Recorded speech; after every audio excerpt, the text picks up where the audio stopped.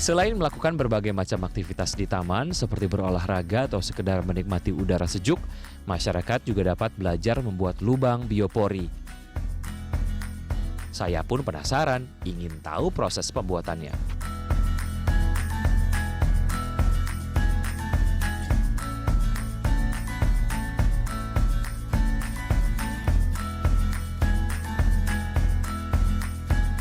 Di sebelah sana kayaknya ada yang lagi bikin lubang biopori, kita samperin langsung ya. Halo Pak, apa kabar? Apa kabar? Dengan Wiki? Ya, Tito dari BLAD. Oke Pak Dito, saya Ya. boleh tanya, ini lubang biopori ya Pak ya? Iya, betul. Sebenarnya kalau secara fungsi, mungkin saya pengen langsung denger nih dari PPLAD. Fungsi dari si lubang biopori ini apa sih Pak? Baik, fungsi daripada kita membuat lubang biopori ini adalah fungsinya untuk menampung air larian dari air hujan, yang fungsinya juga untuk mempertahankan air permukaan tanah. Sehingga apa yang diinginkan oleh kita, khususnya untuk dalam mengantisipasi cuaca panas dan sebagainya. Jadi air yang hujan tadi tidak lari kemana-mana, juga menghindari adanya air genangan-genangan yang mengakibatkan adanya suatu mungkin terjadi ada jentik nyamuk. Tapi kalau dengan ada ini dia mengalir. Mengalir di dalam ini ada pori-pori.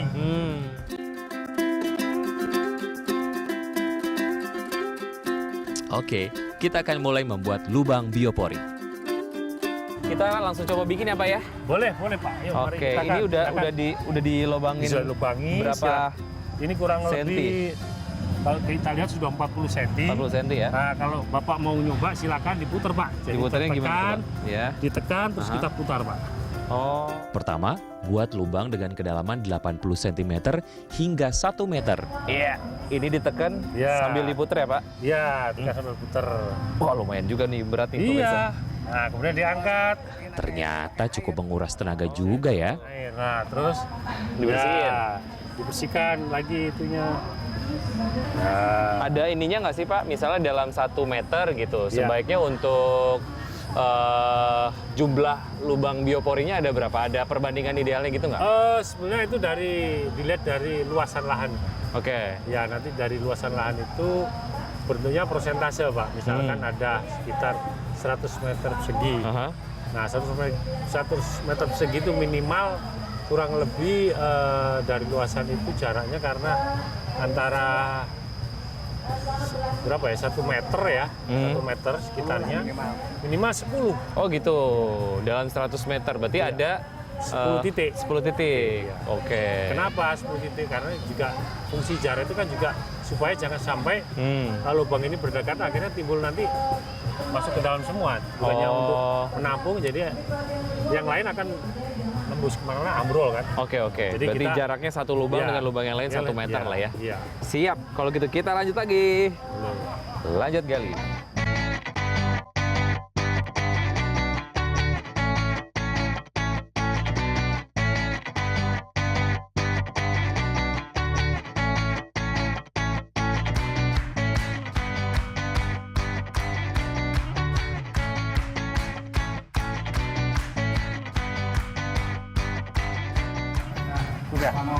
Cukup kayaknya ya? Cukup.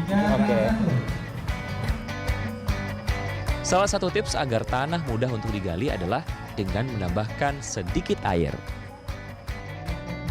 Lubang resapan biopori diaktifkan dengan memberikan sampah organik ke dalamnya. Terus. Sampai rata ya Pak? Sampai rata tanah. Selanjutnya isi dengan ini. Nah, setelah itu dengan sampah organik nih. Masukin aja Pak. Ini ya? Ya. Kita langsung masukin daunnya. Masukin sampah-sampah organik. Sampah ini akan dijadikan sebagai sumber energi bagi organisme tanah untuk melakukan kegiatannya melalui proses dekomposisi. Sampah yang telah didekomposisi ini dikenal sebagai kompos. Dengan melalui proses seperti itu, maka lubang resapan biopori selain berfungsi sebagai bidang peresap air, juga sekaligus berfungsi sebagai pembuat kompos. Kompos dapat dipanen pada setiap periode tertentu dan dapat dimanfaatkan sebagai pupuk organik. Setelah sampah organik masuk, lubang biopori pun siap ditutup dengan pipa PVC yang telah dilubangi. Kemudian ini Pak, dipasang Bapak. Ya. Untuk supaya tidak masuk 3R paling kanan. Kotoran nggak masuk. Udah nih. Ya udah rata Pak. Sip. Keren. Oke, sudah selesai kita bikin Sudah lubang bioporinya. Udah. Setelah itu, lubang biopori pun siap digunakan untuk mengurangi genangan dan membuat cadangan air.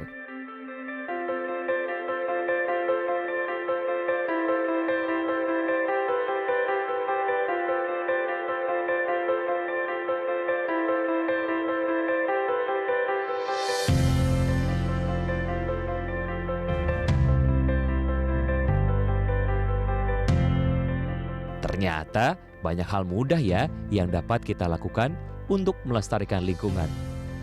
Tinggal kita mau atau tidak.